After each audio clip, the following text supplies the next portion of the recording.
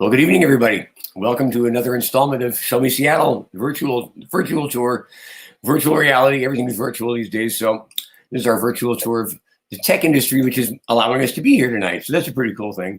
Anyway, my name's Dan. I'm one of the guides and one of the members here of the Show Me Seattle team. And it's a pleasure to be here tonight.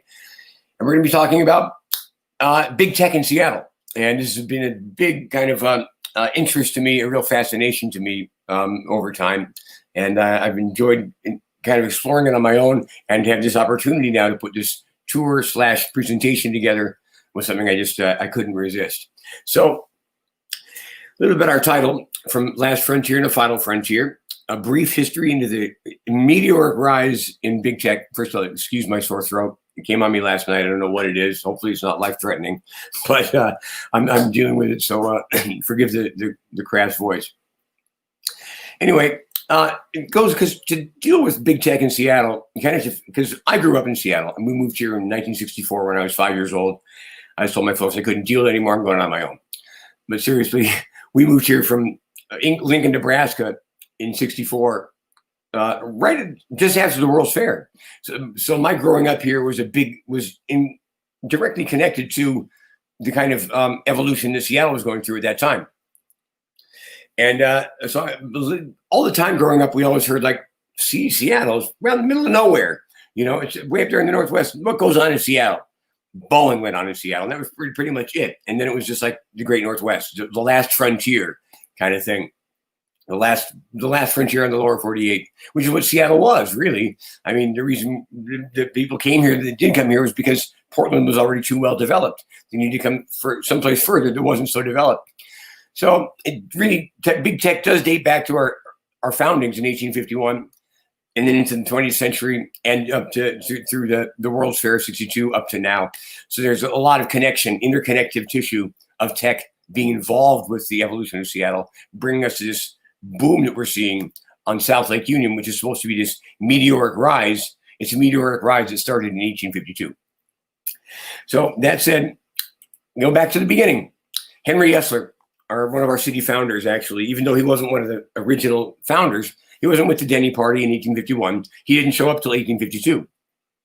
But they struggled to establish a foothold on the local natives and create a sense of continuity for people to stick around.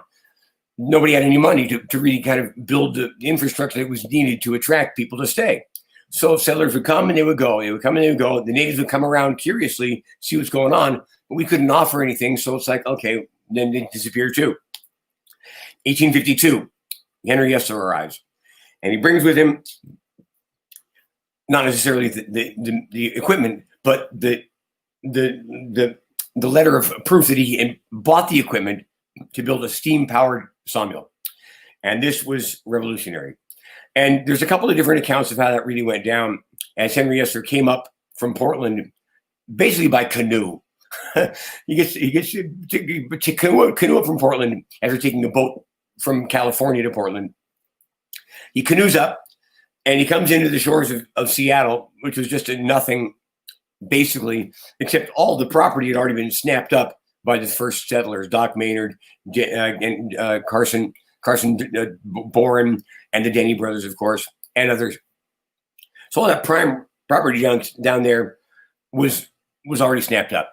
So Yesler arrives, and according to one story that I did some research on, Doc Maynard pretty much met him at the dock. There wasn't the dock then. He met him at the grounds where his canoe came ashore, and he whisked him up and he wined and dined him, talking about how great Seattle was, up to the spot there on First and Yesler, where the Hudson Building is now, which was part of the property of Doc Maynard and Carson Boren. And he said, "Look, give you this slice of pie right here, this slice of the land right here, right there on First and Yesler," which was waterfront at that time before the Great Fire and all, the building of the underground. And so we'll give you this so you can build your sawmill right here. Everybody's happy. Other reports, more Yesler centric, would say that Henry Yesler was very shrewd and was reading the ground, seeing what was going on with everybody, and then he kind of dangled this sawmill in front of everybody's nose until they finally agreed to give him the slice of the pie. Either way, he got the slice of the pie. Prime real estate right on the waterfront there. 1852, he then goes back to California with his new property and brings back the pieces of the first steam-powered water sawmill, brings them back to the shores of Seattle, where he builds them on his newly acquired pieces of pie. And that's really where things get cooking. March 1853, the sawmill opens, and immediately the revenue starts coming in. They're producing so much lumber that, first of all, the locals are the first to buy the lumber. At Denny Party and all these are building their own structures on their properties, but it provided work. And so more than the lumber, what Yesler really provided was a continuity of lifestyle, all brought through the technology behind this steam-powered sawmill. So that's really what got things going. So they were able to establish a foothold in the area. It was the first steam-powered sawmill on the Puget Sound. So it was a big deal. And to be able to have that kind of solid, non-stop churning of that machine brought the Native Americans back. And they employed so many Native Americans. By 1853, pretty much everybody that had come to Seattle as a settler was working or had worked for the Henry Yesler sawmill. It was that kind of a thing that brought continuity of place, of function, of purpose that allowed Seattle to get enough of a foothold to move forward and slog ahead in a very competitive lumber market that the entire country was in such need of as the country was building west of the Mississippi with the Industrial Revolution. So Henry Yesler brought that to Seattle. So he's, in that way, one of the city's founders. Even though he never made a fortune in lumber, he went on to make a fortune in real estate, and he was the 7th mayor of Seattle. So he was very engaged and involved, but he didn't make money off the sawmill. All he made was a name for himself and the ability to buy more real estate on which to build his empire. Where the sawmill now stands the Hudson Building, the beautiful blue triangle building there on First and Yesler. That's where it was. That's where it all got started. They're in Pioneer Square for Henry Yesler. Boeing, 1903. Excuse me. William Boeing moves to town, and he's brought here. I always say the only reason Boeing is in Seattle is because of the lumber. And if it weren't for the incredible popping lumber business that was in Seattle, it was started by the Yesler steam-powered plant, Boeing, who wouldn't have brought his very lucrative lumber business from Michigan, where he had established himself, out to the Northwest. 1903, he does so, and he's establishing himself around the Puget Sound area and in Seattle with his lumber industry.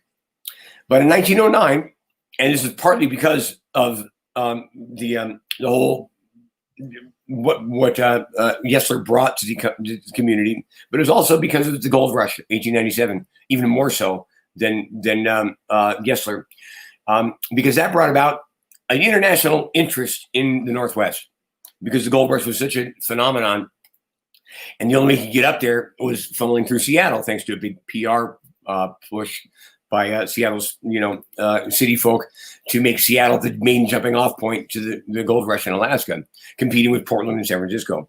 Seattle pretty clearly won the whole competition because 100,000 people came flooding into Seattle, trying to make their way up to the great gold hope in the Yukon.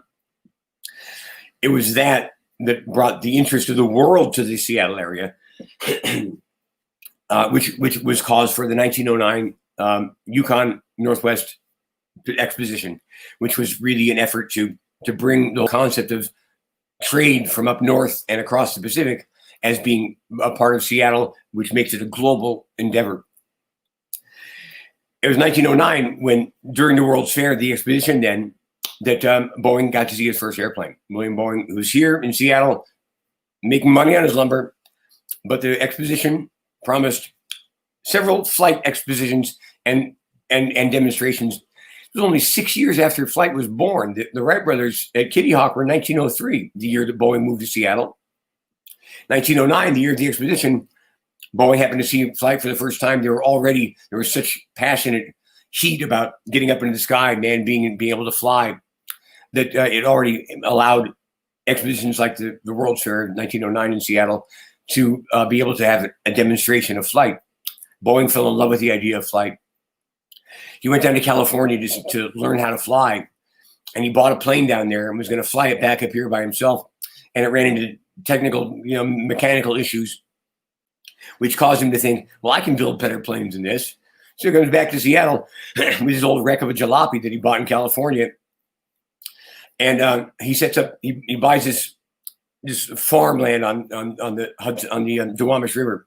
And of course, he turns the barn into his first workshop where he starts building the first airplanes. The plane you're looking at there is actually a picture of the very first flight of Boeing in 1916. And that took off from there in Duwamish, and it landed on Lake Union. That was the beginning of Boeing, and that was the beginning of the aviation technology that to this day, Boeing is still considered one of the towering examples of United States industry and technological advance in the world. And for so many years, it was the only game in town in Seattle. It was like Boeing and then Weyerhaeuser, and that was pretty much it. And the old saying, of course, is when Boeing sneezed, Seattle caught a cold or COVID, whichever it may be. But we deal with that as we go along. So the fact that Boeing was here allowed us to even have the chance at the next big opportunity for Seattle, the World's Fair of 1962. The planners of the World's Fair of 62 were looking at they were trying to make it become a World's Fair. So they had to go to the International Planning Committee for World's Fairs to say, we want to make this a World's Fair, not just an exposition. So the planners were looking at it and saying, the World's Fair Committee was looking at it and saying, well, where's Seattle? Nobody knew where Seattle was at the time. Seattle would take out big full-page ads with just a big black silhouette of the United States map, with a giant arrow pointing up to the corner where it says, here's where Seattle is, come up and see the fair. Because really, Seattle was like the last place on anybody's radar to do anything, let alone talk about the future. But since Seattle had Boeing here, and that sounds like the future to the planners, to the committee members of the World's Fair that would grant us the World's Fair kind of moniker to add to our advertising and marketing. And they said, okay, since Boeing's there, we'll give you a shot. They went along with all the other, the other materials that were coming to them about Seattle being this possibility for a great city. So they went with it. And so in 1962, we had the World's Fair of Seattle, and it was revolutionary. It changed everything. I mean, right here it says Big Paul Bunyan and the Seattle World's Fair. So it brings together the kind of, the kind of contradiction of concepts of what we were promoting with the World's Fair, with what the World's Fair really was. There's a nice view of the skyline from downtown, from Puget Sound. You can see the port of Seattle, that ship going by, was pretty much the only thing that Seattle had to offer. Boeing, the port, Weyerhaeuser, and the Navy. Very industrial city at that point. Not much to do with tech, but very much to do with tech, even though our reputation was about being this podunk town out in the middle of nowhere. The beautiful water fountain from the International Fountain at the World's Fair grounds of 1962. It changed everything for Seattle. And but there's a lot that went into the changing of that. It's very important to kind of keep in mind as we move forward, because, of course, you got the Space Needle. You've got the iconic imagery there. I mean, JFK actually touched a button on the Resolute desk there in the Oval Office that actually lit the lights up at the World's Fair in Seattle in 62, kind of recognizing technology for what it was. And so that kicked off the fair, and 10 million people came out to see this darn fair. Of all the, I don't know what the advertising was, or if it was just the technology that was enticing people. There was so much going on in the cultural zeitgeist at the time with the Cold War. That was a huge factor in what made the World's Fair tick, what made the entire nation want to come to the fair to see what was going on, because there was a war of cultural concepts, of ideologies at the time between the Soviet Union and the United States, and each was trying to kind of vie for the kind of imagination of the civilization to say which was the better ideology. Was it socialism, where everybody gets taken care of by the government, or was it the free marketing capitalists that you take care of yourself? And so that was a big deal. And so the U.S. government bought in big time by investing $10 million in the United States Science Fair, which is basically a propaganda for the United States to show how fantastic we were here in the States. But the World's Fair had everything to do with that. we're going to go in the field now and take a look at some of the very essential kind of elements, neighborhoods, structures that are of direct impact from the World's Fair of '64. Let's take a look. I know what you're thinking. Where's the Space Needle? But for me, big tech in Seattle really got started in 1964 when IBM put down big money in the heart of downtown Seattle to say, this is where the future is going to be. They built this 20-story structure designed by Minoru Yamasaki, and it was commissioned actually in 1962 during the fair. That shows you the immediacy of the impact that the fair was having on kind of the global perception of Seattle in terms of its stature and becoming a big tech hub. So IBM put their money down, put their money where their mouth was, and they built this incredible modern structure in a part of downtown. Well, really in downtown when there were no modern structures. We're right across the street from the Fairmont Olympic Hotel, and this used to be the site of the Seattle Ice Arena, where the 1917 Stanley Cup final was played. So we took away a lot of history when they built this, but IBM really took it on. They took a chance. The Microsoft of its time invested in the future right here in Seattle. Yamasaki also designed a couple other buildings in Seattle. He's pretty famous. You'll see. Well, first of all, that guy talks really fast. And two, this is on the site that used to be, or is it on the site that it was? Anyway, that was just a little something I picked up on that. So yes, Minoru Yamasaki, he designed the IBM building in 1964.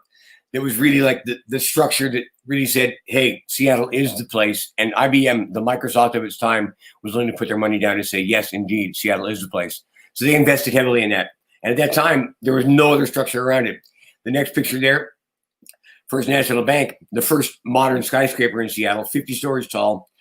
And you can see the IBM building next to it. Considering this was 5 years later, the IBM building there on the right would have been the tallest thing around. And a monolith of its own. But of course, the First National Bank at 50 stories was a big sore thumb for those of us who grew up in Seattle and looked at that and was like, it's just stuck out of everything. So it became known as the box. The Space Needle came in, and it's only 30 feet taller than the Space Needle.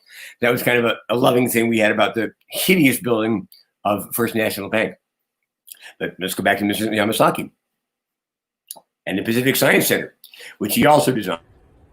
Mr. Yamasaki also designed the Pacific Science Center, right behind me here, for the World's Fair of 1962.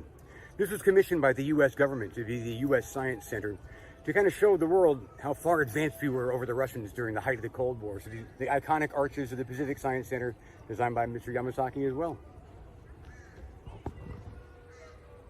Yamasaki also designed the Rainier Tower, right behind me, famous for its pedestal foundation.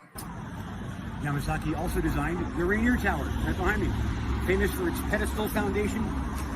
It also happens to be pretty much kitty corner to the IBM building. The nice thing about this part of town is that all of this property is owned by the University of Washington and developed by a local developer, so you're guaranteed to have a real continuity of concept and design and history. So the Rainier Tower, right across from the IBM building, Mr. Yamasaki was on a roll. He also designed the World Trade Center in 1968. Who knew? And he didn't get that gig, but then having gotten the Pacific Science Center in '62, IBM in '64, and then he went on to the World Trade Center and came back to the Rainier Tower, and then he pretty much went into obscurity, probably because of the controversy all around the World Trade Center and everything that happened there. Even though it was incredible, went on to become an incredible historic icon. I had a chance to eat at the Windows on the World from up there. Also, I had a chance to go on the roof of the one tower before they had, while they still had roof access. That was quite a memory. Anyway, moving on.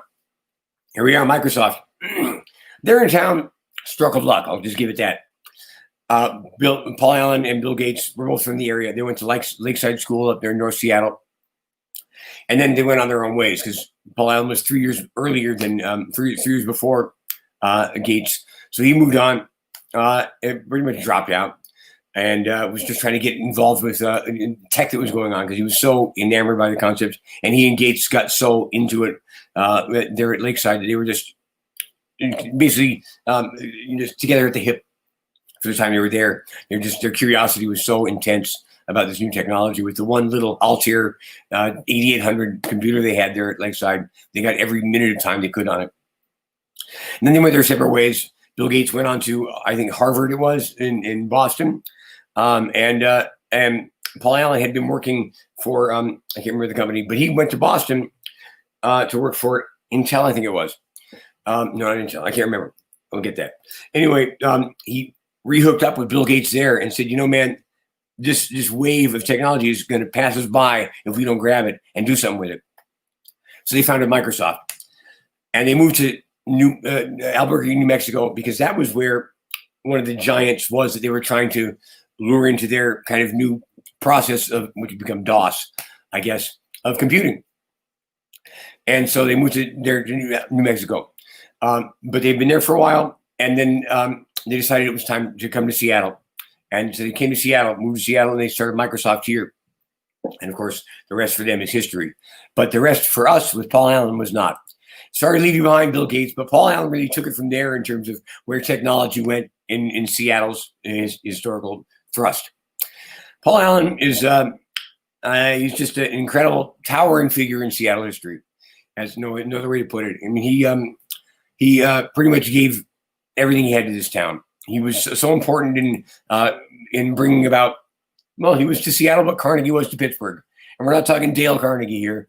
We're talking about the big one, Andrew Carnegie, who was such a huge part of Pittsburgh culture and bringing Pittsburgh to the map and bringing Pittsburgh to a level of kind of intellectual and cultural significance. Paul Allen was the same thing here. It was the Seattle Seahawks. They were pretty much packed their bags on. We're heading down to California. They were going to move to LA. Paul Allen came in and bought them and invested heavily. And to this date, they're still one of the best run teams in NFL. And God bless them. The Go Hawks, what can I say? So you got the Seahawks. You got the Living Computer Museum, which might be closing down. I'm not sure about what's happening with that.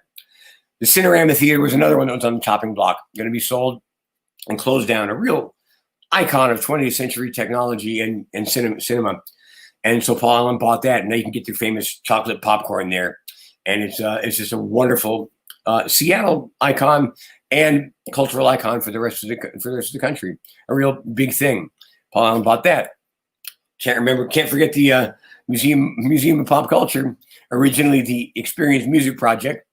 Think what you will about that pile of dung. It's a big thing in Seattle, and it's a very important part of our artistic center at the Seattle Center, as it's right beneath the Space Needle, right next to the Chihuly Museum, designed by Frank Gehry, who's known for his outlandish designs. From what I've heard, it's supposed to be an exploding electric guitar, like those Starburst electric guitars that Jimi Hendrix might have played.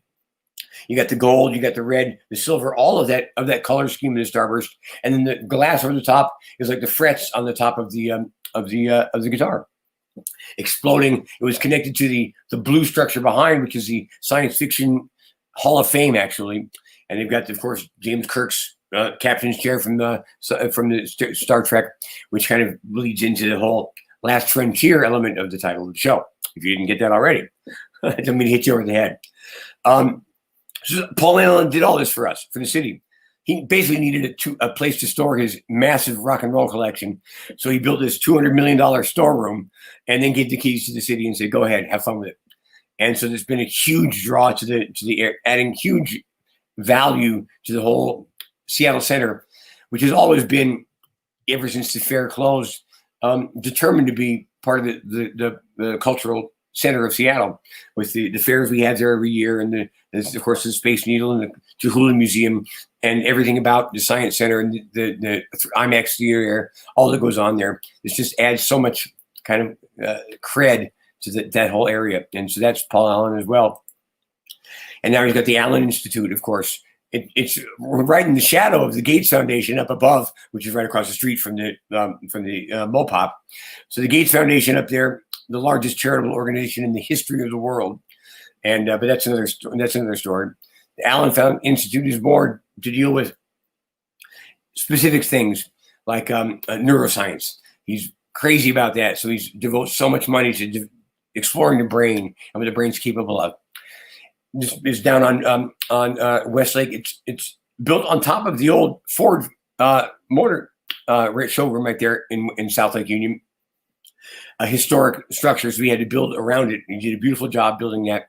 So that's the Allen Institute, which is also part of the Seattle culture as well, all thanks to Paul Allen. And it brings us to what he was planning to do. This is where it really kind of kicks in terms of where we're headed. The Commons was the original plan for South Lake Union for Paul Allen, or so it seems. I have a different theory, which we'll kind of get into as we go along here. But there's a kind of a Central Park concept that we had for the heart of downtown. And it was a beautiful idea with a park streaming from Denny Park up there on Dexter and Denny. It was the oldest park in the city. To incorporate that in to a commons that would then work a giant park all the way down to South Lake Union. And so it was a beautiful park plan. It was denied once by the city council, denied a second time by the city council. So it didn't take off.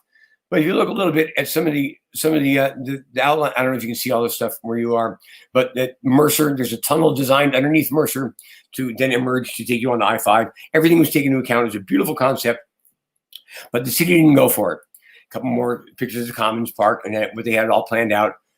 Computer graphics here show looking from Lake Union up towards downtown.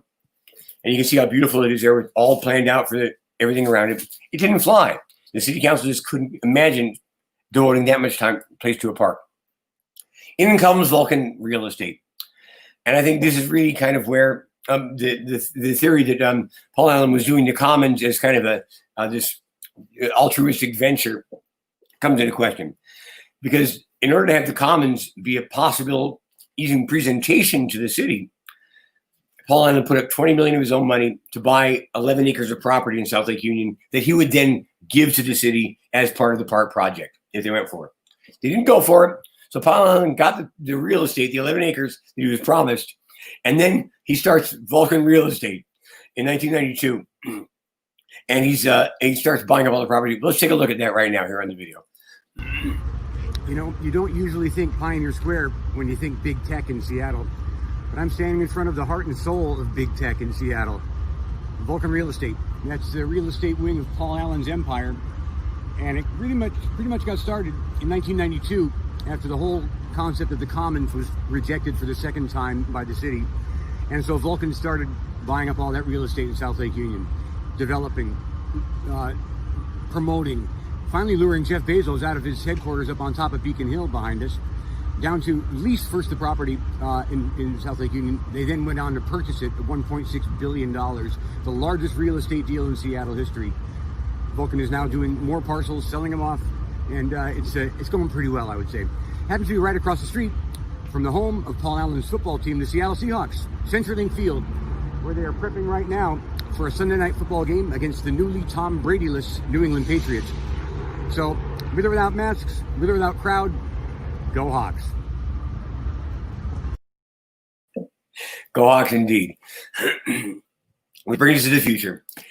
Vulcan Real Estate worked with Jeff Bezos to get him down there to the globes in the tower and the 11 million square feet of office they have there, which now employs some 50,000 people in South Lake Union. Facebook now has offices in South Lake Union, employing 5,000 people.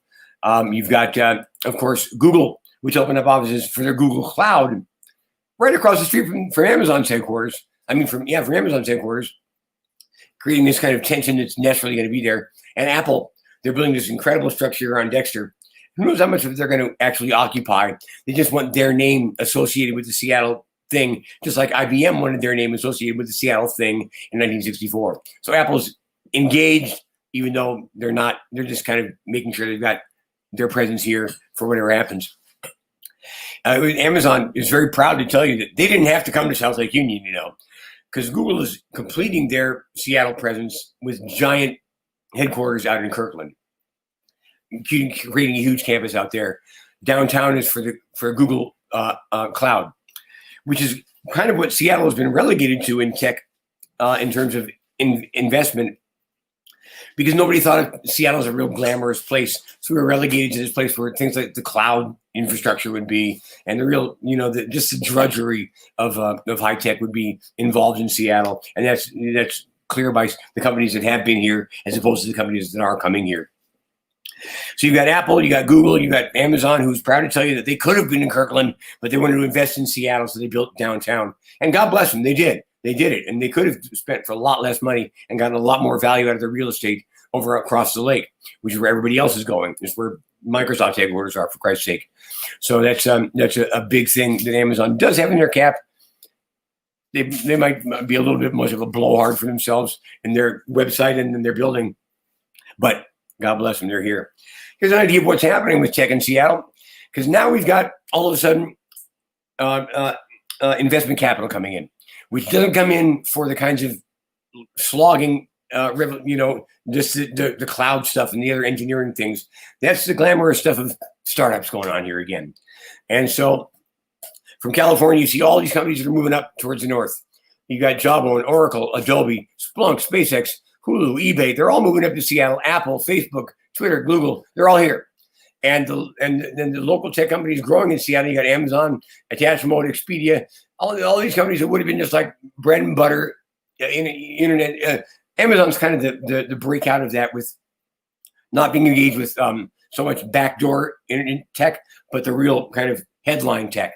So I think that has a lot to do with it. But there's venture capital coming to Seattle, which hadn't been happening in the past. So that's a huge part of what's going on in the Seattle excitement.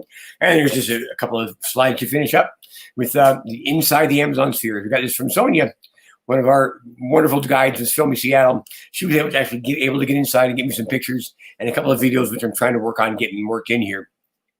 But it shows you the misting of the aqua, the flora and fauna inside the Amazon spheres. The beautiful picture of the globes. This was built just for the employees, if you're not familiar. And it's an employee break room, basically, for the pressure cooker that goes on inside the Amazon headquarters. You go out here and you get some space. And apparently, all that flora and fauna rejuvenates your entire system. It gives you just like a kick of caffeine, natural caffeine from the oxygen that you get from all the plants that are in there. And it's also apparently, Bezos trying to get an idea of sort of life on Mars, building these big geodesic domes and filling them with flora and fauna to show how we'd actually have oxygen inside these Mars-built structures. Although it shows that the dome is not really as efficient as the cone-shaped structure. Anyway, Seattle's got nothing but the future ahead of us. The final frontier is in front of us, and we're clearly poised to be a big part of that. So I hope this was something of information and of historical and cultural significance and geographical significance for you. And if you have any questions, just let me know. And thanks for joining us on this tour tonight. Have a great night.